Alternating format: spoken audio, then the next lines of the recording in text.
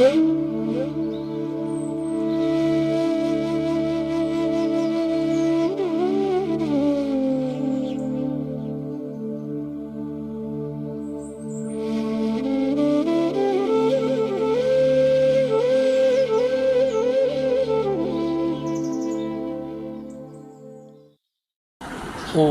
सहनावतु सहनौ भुनक्तु सह वीर्यङ्करवावहै तेजस्विनावधीतमस्तु मा विद्विषावहै। ओं शांति शांति शांति हरि ओं। नमस्कार। श्री श्री ठाकुर श्री श्री मा एवं स्वामीजी महाराजेर रातुल चरणे भुलुंठित प्रणाम जानाई जगद्गुरु शंकराचार्येर चरणे। आज तार पुण्य आविर्भाव तिथि, शंकराचार्य जन्मजयंती। ताई आजकेर এই पुण्य प्रभाते আমরা आचार्य शंकरेर पुण्य जीवनेर कथाई स्मरण मनन करब। भारतवर्षेर जे सन्यास सम्प्रदाय रयेछे बा सन्यासी सम्प्रदाय रयेछे तार जे धारा, सेई दशनामी सम्प्रदायेर सृष्टिकर्ता बा दशनामी सम्प्रदायेर जे उद्गाता तिनि हलेन आचार्य शंकर, जिनि धर्मेर संगे समाजेर ঐক্য এবং মেলবন্ধন করেছিলেন। এই প্রসঙ্গে আপনাদের একটু জানিয়ে রাখি, যারা আপনারা এগিয়ে এসেছেন আমাদের আত্মবিকাশ এবং বিবেকানন্দ অনুধ্যান কেন্দ্রের মাধ্যমে যে সমস্ত কর্মসূচি, তার দ্বিতীয় পর্বের কর্মসূচি ছিল গ্রহণ করিয়া ধন্য করিলে মোদের। গত 14 এপ্রিল আমরা প্রায় 65 জন গরিব ছেলে মেয়েদের হাতে শিবরূপে আমরা পূজা করেছি, তাদের কিছু নববস্ত্রের উপহার দিয়ে। গতকাল অক্ষয় তৃতীয়ার পুণ্যলগ্নে আমরা শ্রী শ্রী শারদেশ্বরী আশ্রমের 3টি শাখা, কলকাতা, গিরিডি এবং নবদ্বীপ, এই 3টি শাখার সন্ন্যাসিনী মায়েরা রয়েছেন।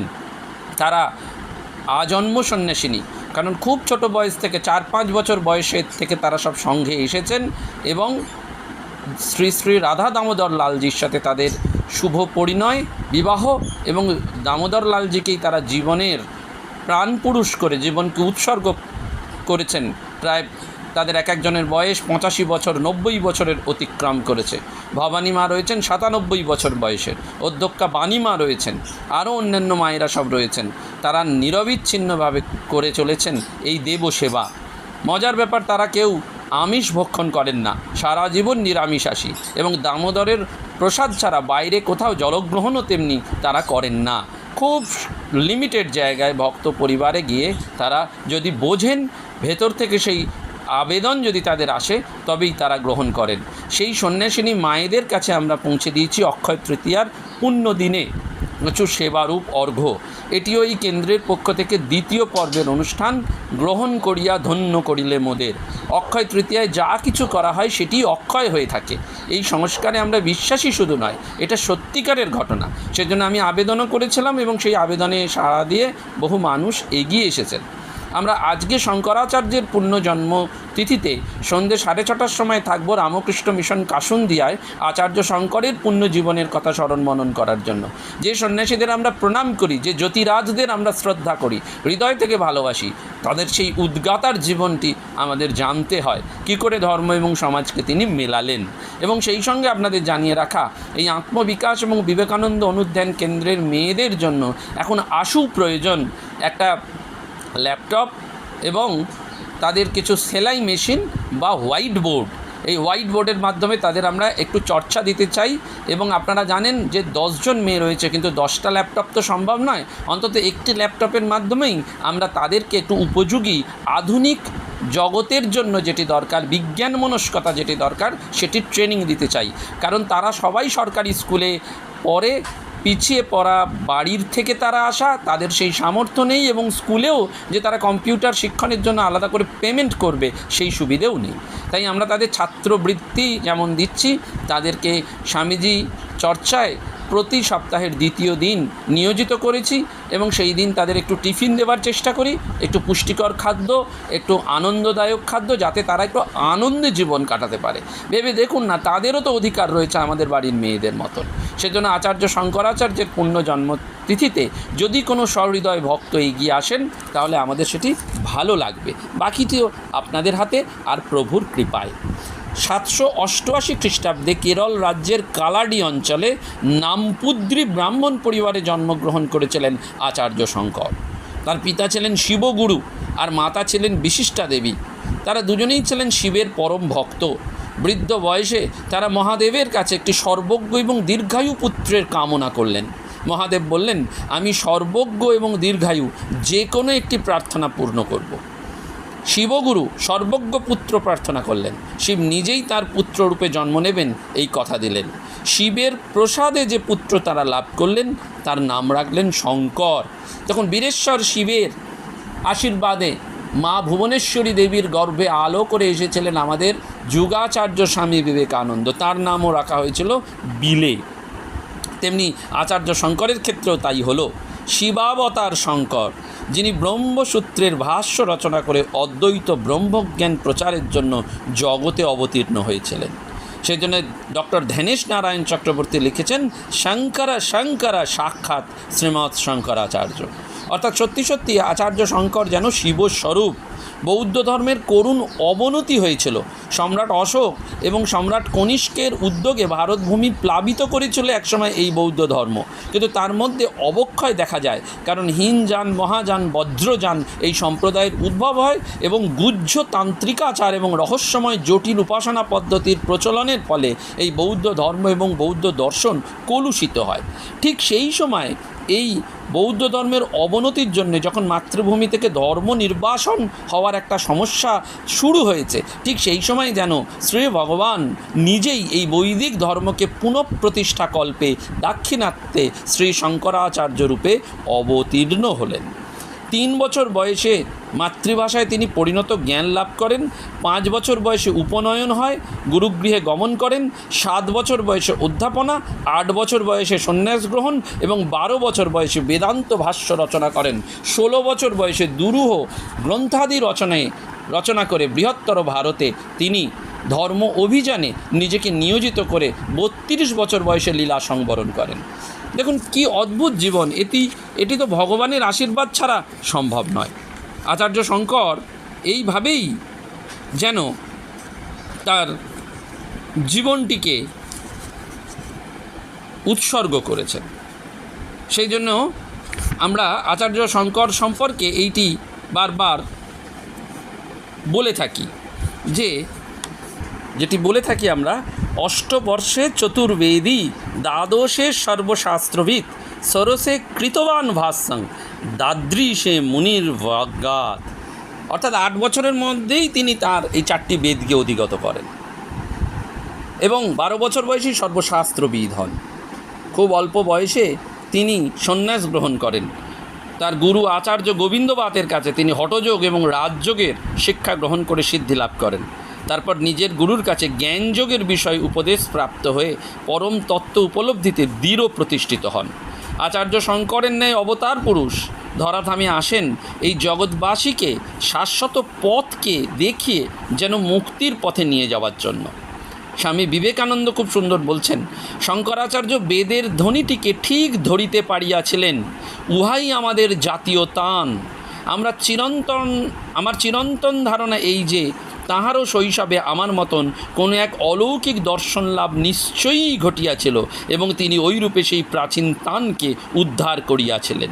ইহা সত্য হোক বা না হোক, বেদ এবং উপনিষদের সৌন্দর্যকে স্পন্দিত করাই তাহার সমগ্র জীবনের কাজ।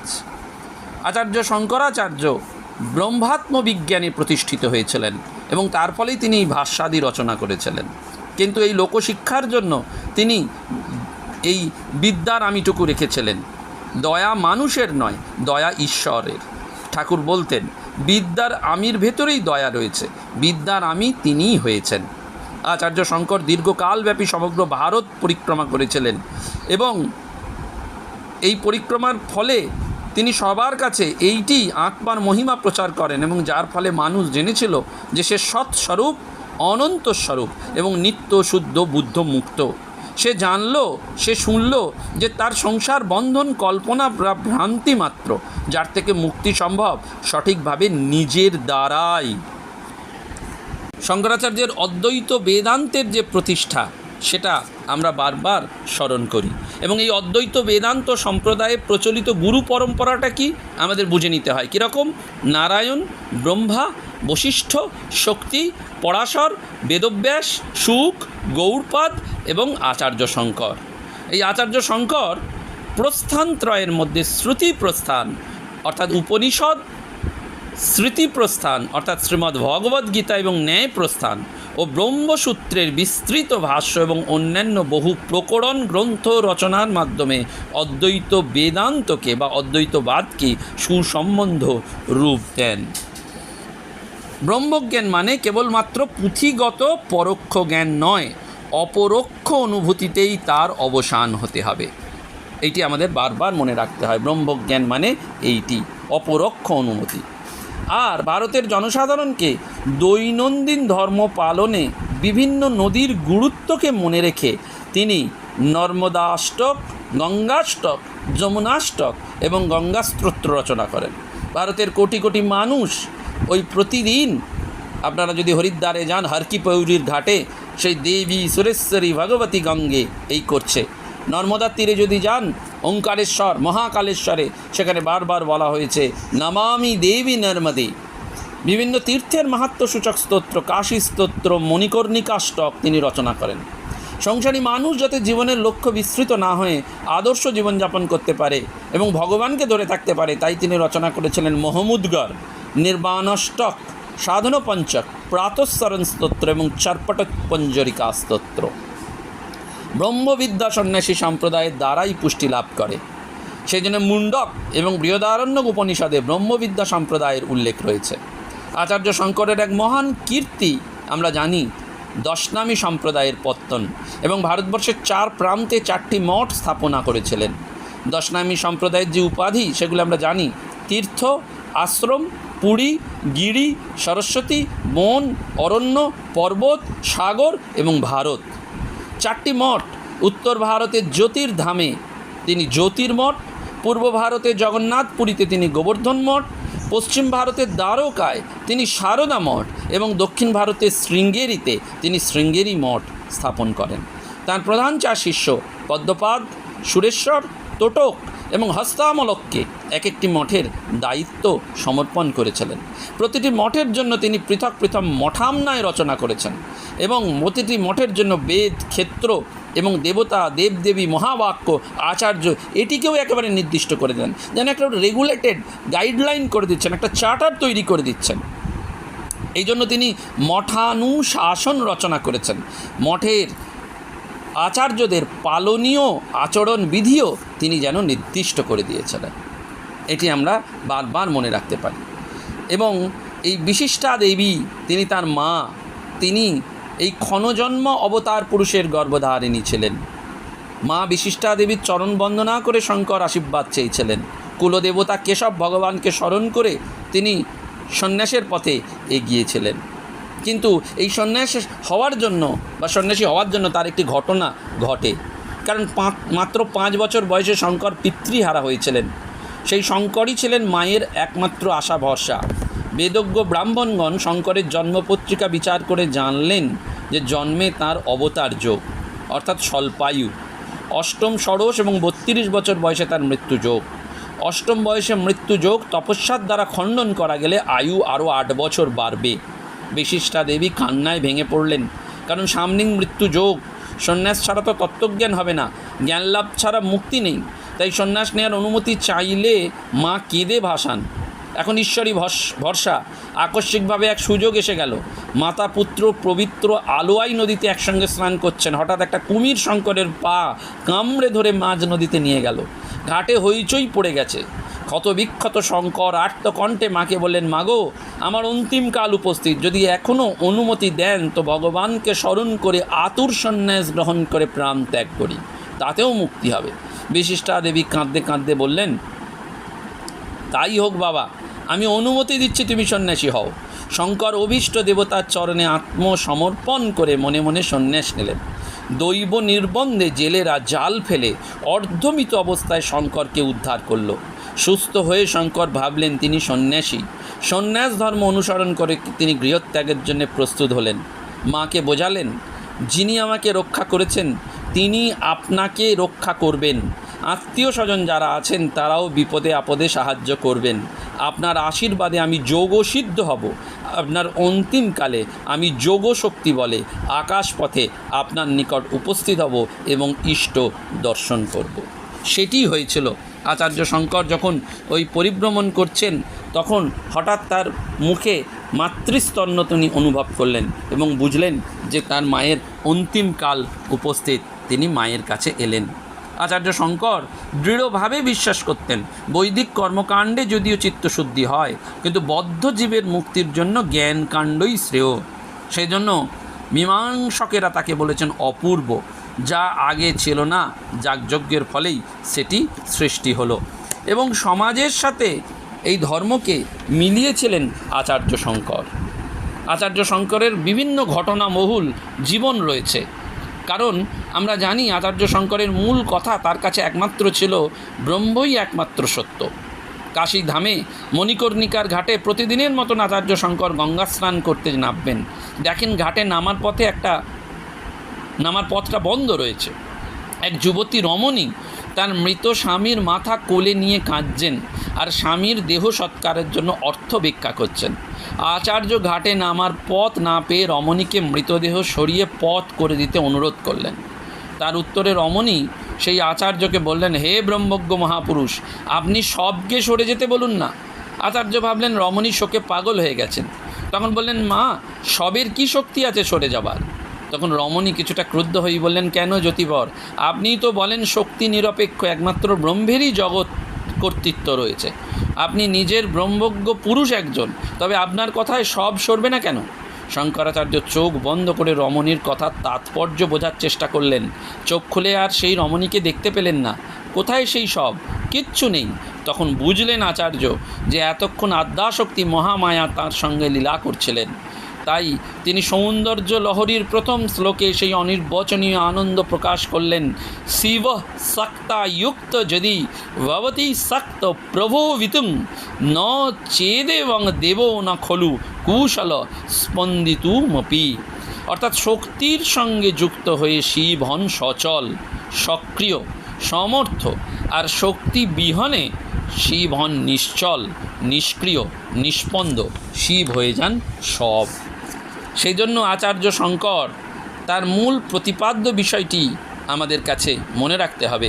ব্রহ্ম সত্যং জগৎ মিথ্যা জীব ব্রহ্মৈব না পর।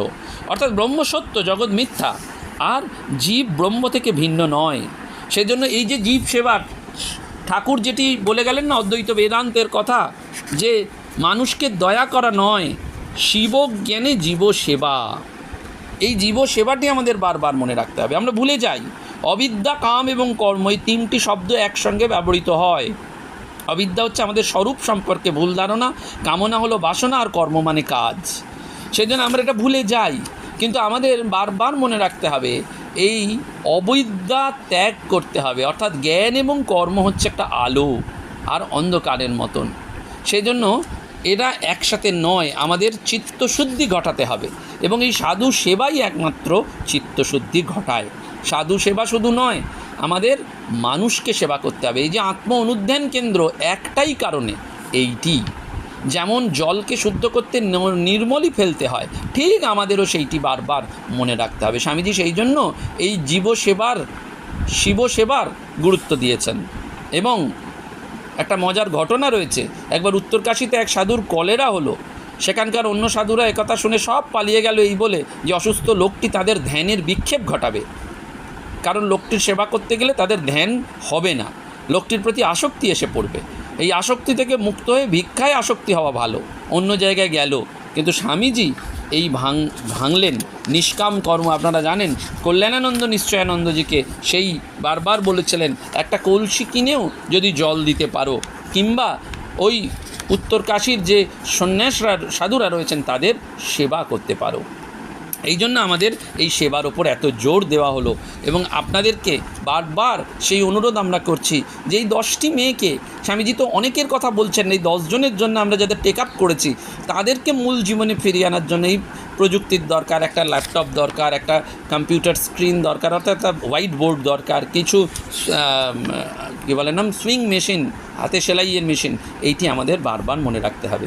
অনেক তীর্থকে তিনি উদ্ধার করেছিলেন আচার্য শঙ্কর, কাঞ্চিপুরমেও তিনি তীর্থ সংস্কার করেছিলেন। এবং আজকে সারা বিশ্বে যে বৈদিক ধর্মের শ্রেষ্ঠত্ব আমরা দেখতে পাই, তার মূল কৃতিত্ব হচ্ছে আচার্য শঙ্করের অবদান। সেই জন্য আচার্য শঙ্কর বারবার তাকে আমাদের এই পুণ্য জন্মতিথিতে প্রণাম করতে হয়, বারবার স্মরণ করতে হয়। এবং আচার্য শঙ্কর বিদ্যানামই রেখেছিলেন বটে, কিন্তু সেই বিদ্যানামই দিয়ে তিনি মানুষকে সেই অদ্বৈত বেদান্তের কাছে উপলব্ধি করিয়েছিলেন, বোধ করিয়েছিলেন। আজকের এই পুণ্য জন্মতিথিতে আমরা আচার্য শঙ্করের চরণে স্মরণ করি। ভারতীয় অধ্যাত্ম সাধনার ইতিহাসে আচার্য শঙ্করের নাম চিরস্মরণীয়। নির্বাণ শতকমে সেই জন্যই বলা হয়েছে, আমি মন বুদ্ধি অহংকার চিত্ত নই, আমি কর্ণ জিহ্বা নাসিকা চক্ষু নই, আমি পঞ্চভূত নই, আমি চিদানন্দ রূপহম শিবহোম শিবহোম। আমরা সেই শিবস্বরূপ, শিব শিব শিব। ওং নমঃ শিবায়। নমস্কার, ধন্যবাদ। প্রাণারাম প্রাণারাম প্রাণারাম প্রাণারাম প্রাণারাম প্রাণারাম। কি যেন লুকানো নামে তাই মিষ্ট এত তব নাম প্রাণারাম প্রাণারাম।